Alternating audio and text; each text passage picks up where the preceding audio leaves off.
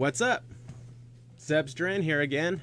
Thank you so much for coming and hanging out with me. We're gonna be watching a video from an interview back in the day with Thomas Sowell.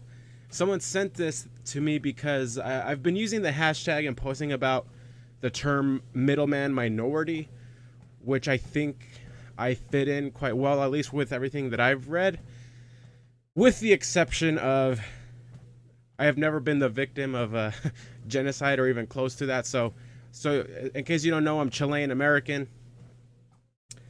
I'm an immigrant, right? So I'm technically, even though I have a brother who was born here, so he's an American citizen, I'm probably I'm the only person who's naturalized as an American, and that happened just a couple of months ago. I wanted to be able to vote this year.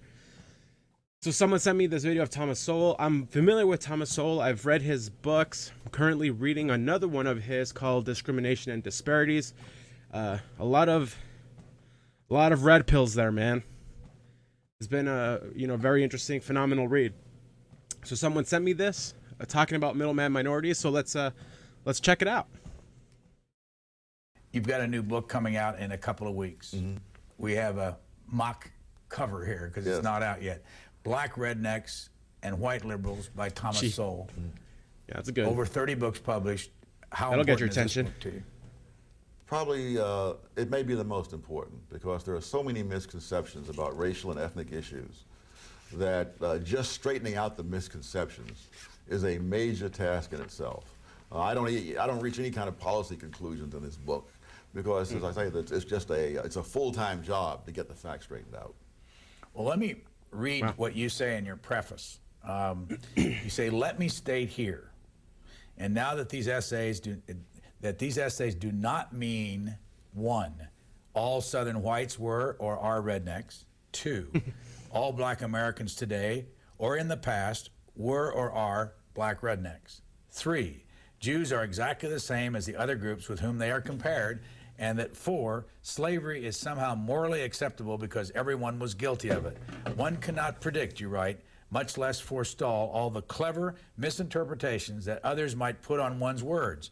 The most that can be done is to alert honest people to the problem." Explain all that. Wow. I don't know if it needs much explanation. That was talk about well said, man. Jeez. Wow. Yeah, that's good. Sorry, I don't have much to say to that. Well, I've found that people do an awful lot of twisting of what you say. What you have actually said goes completely against what they've believed for a long time and want to continue to believe. And so they go off on all kinds of tangents. What I find is that happens with intellectuals much more so than with the general public. Whereas I can write a column in a newspaper aimed at the general public, and there'll be extremely few misunderstandings of what I said. I can say the same things in a book that's aimed at intellectuals, and there'll be incredible twists and turning. Well, he seemed to say this further than that. I remember one huge review trying to figure out the implications of ethnic America. What made it a farce was that the last chapter of the book is titled Implications. So you don't have to guess what the implications I drew. They're right there. But I strongly suspect the person who wrote the review never got that far. You also said in your preface, because this book is written for the Okay, so this is interesting. He called something out so well, but factually, right? I don't know, man. I don't know how he does that. I don't know how he does that, man. I know Thomas Sowell is getting old, and that's going to be a sad day for the world. Yeah. general public. It does not feature long, convoluted sentences with escape clauses designed to prevent words from being twisted. Yes, because again, I've seen that the clever people will do that. And so I write for the people who are the general public and for those intellectuals who are honest. And the rest of them, I write them off. Black rednecks, who are they? These would be blacks who came out of the Southern culture and who carried that culture with them north into the urban ghettos and into the ghettos of the South for that matter. and who have not moved out of that culture since. Over the years, both blacks and whites have moved away from that culture. But in the poorest and worst of the ghetto areas, there are lots of people who have not. And these kinds of, it's a culture which didn't do whites any good, and it's certainly not doing blacks any good today. And the tragedy is that people regard this culture as somehow the authentic black culture, and therefore you're not to interfere with it. It's to be allowed to, and so they're cheering people on. It reminds me of a scene in the Blue Max where this general is encouraging this daredevil pilot to do all kinds of wild stunts, you see, knowing that the guy's going to kill himself if he keeps doing this, and therefore the general will be rid of a political problem. Now, I don't think that the white liberals are doing this deliberately, but I think the net results are the same. They are cheering blacks on and doing things that are absolutely self-destructive. What's the difference between a black redneck and a white redneck? Color. Same kind of people, same attitudes. Oh, absolutely, absolutely, and same kind of results. One of the things I point out in this book is that, you know, as late as the First World War, when mental tests were given in the Army, there were whites from any number of southern states who scored lower on those tests than blacks from northern states. So that anyone who comes out of that culture is likely to score lower on mental tests, to do less well in intellectual areas, whether they're black or white. Now, what do you say somebody watching this says Thomas Sowell lives in an ivory tower? He lives in that Hoover institution. He doesn't have contact with these kind of people. How do you know these people? I was 50 years old when I came to the Hoover Institution, so it was not I was a young lad fresh out of school. And I grew up in far worse poverty than most people today who are considered to be in poverty. So your other part of the title is white liberals. Mm-hmm. How do you define a white liberal? Those kinds of people who have the kinds of attitudes that are called liberal in the United States, although the word is misused. You know, Ted Kennedy in politics, any number of people in the media among intelligentsia, Larry Tribe in the law, and so on. Those people have created an atmosphere in which these counterproductive cultures are to be celebrated, perpetuated, and the consequences overlooked. What's the difference between a white liberal and a black liberal? Color. Same people. Yes. Dude, same attitude. Yes. You have a chapter, that's the first chapter is black rednecks and white liberals. The second chapter is Are Jews Generic? Mm-hmm. Why the jump from black rednecks and white liberals to Are Jews Generic? What's the point? Well, this book is really about ethnic and cultural issues in general. So there's a chapter on the Jews, there's a chapter on the Germans, and then there's a chapter on history in general. So they're lumped together because they're all cultural ethnic issues. We move on to the Jews simply because it's a fascinating story, because among the middleman minorities, of which the Jews are the most prominent, the hostility to these people in countries around the world is out of all proportion to that, to any other kind of group I can think of. In terms of violence, the number of Chinese killed, let's say, in 1 year, and by mob action, exceeds all the blacks lynched in the entire history of the United States. And the number of Armenians killed in Turkey, you know, during the First World War is greater than that. And of course, the number of Jews slaughtered on a number of occasions in history, even before the Holocaust, is greater than that. So that the question is, why this particular kind of people are the targets of so much venomous hatred?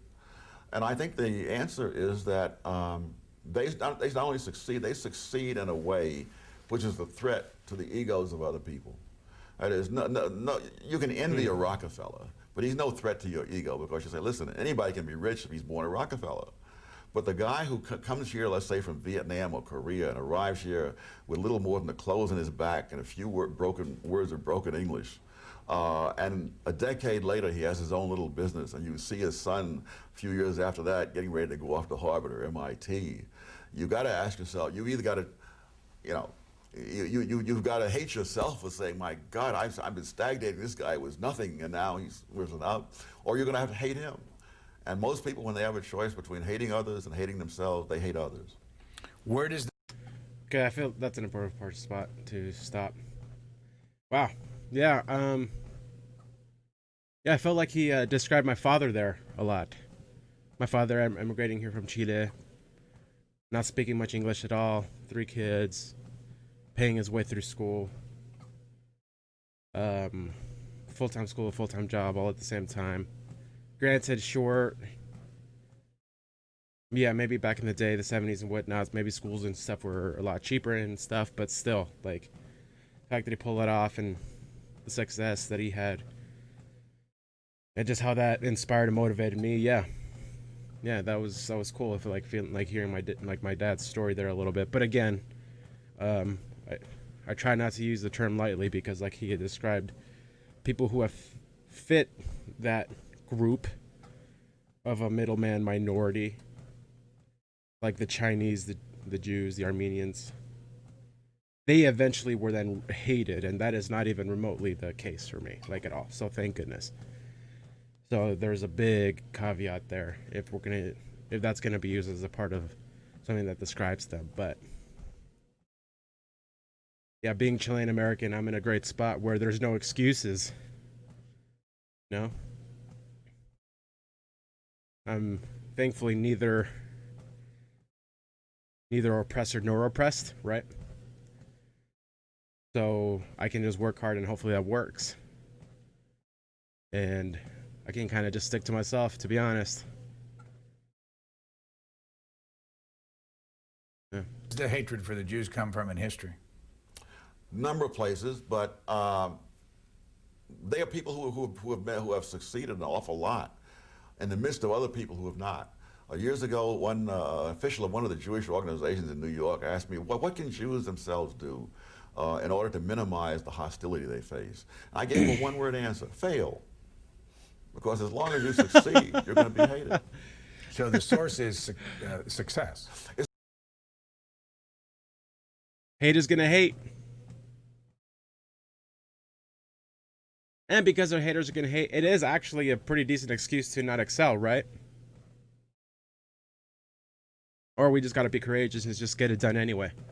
It's not only the success, it's the success starting in poverty, as the Jews did in the United States and in many other countries. And so you not only see them succeed, you see them rise up from the bottom, past other people, and the people they've passed don't like it. But there's also the fact that the role they play economically has never been understood. They're middlemen or they're money lenders, and the argument is they're really not producing anything. You can't see anything tangible that they don't stand at a production line turning out widgets. And so the argument is that they're not producing anything. They're simply gratuitously inserting themselves between the producer and the consumer, and they're parasites, essentially. And this argument has been made, again, not only about the Jews, but about similar groups around the world. And in a number of places, they have expelled those people or forced them out by mob actions, forced them to flee. And after they've left, the economy has collapsed. But it never teaches the lesson that, no, they were doing something. Okay, well, that was good. That was good. Not the funnest thing to react to, I know, but insightful. Man, yeah, I learned a lot there. Everybody, I don't know how many people are going to watch this on YouTube.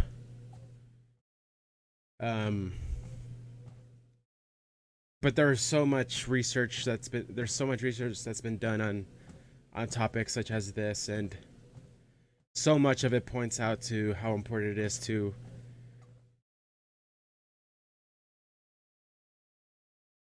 just get things done, man. Just do things. Just learn, get better. And Thomas Sowell and his writings have actually really helped me. I don't know if any of you all have had that similar experience. I would love to hear about that, because I find myself in a weird spot where for years, especially when I moved here, I felt like I was being told like I needed to believe a certain thing and feel a certain way. And that feeling, I mean, is like there's a resentment I'm supposed to have with things that are supposedly said about Latinos and stuff like that. And yeah, the more I read, the more I just don't know what's going on, So that was great. Thank you so much for the recommendation to watch that. Again, I don't know who's going to watch this, but there are more of you reading Thomas Sowell and having his stuff at least red pill you into acting and just doing good things. Let me know. Awesome. Thank you, Thomas Sowell. And to the next one, here we go. Hit like, subscribe.